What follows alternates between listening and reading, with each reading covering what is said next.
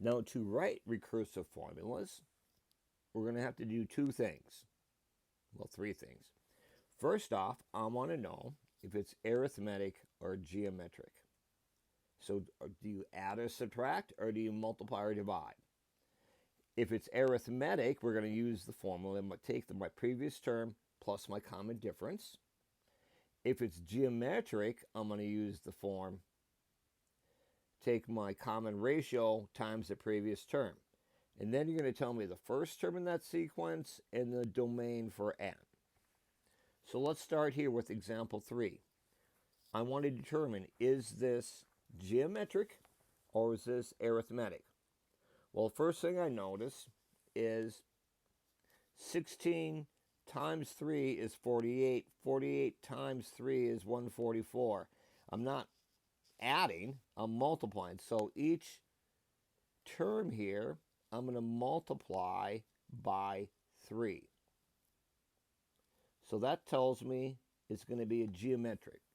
So in other words, I'm going to use the formula a sub n equals r times a to the n minus 1.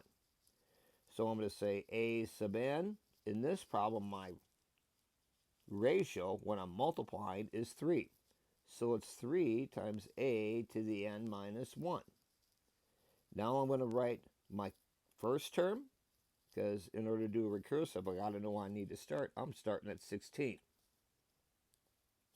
And then since I can't do the first term, n must be greater than or equal to 2. So I'm going to start with my second term and then go from there.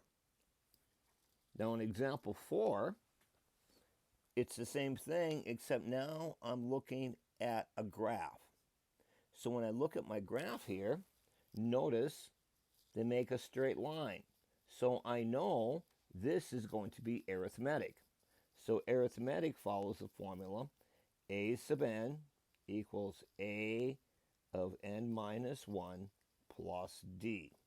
What's my difference here? Well, how far is it from 109 to 84?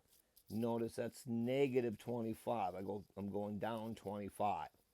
So I'm going to say a sub n equals a of n minus 1 minus 25.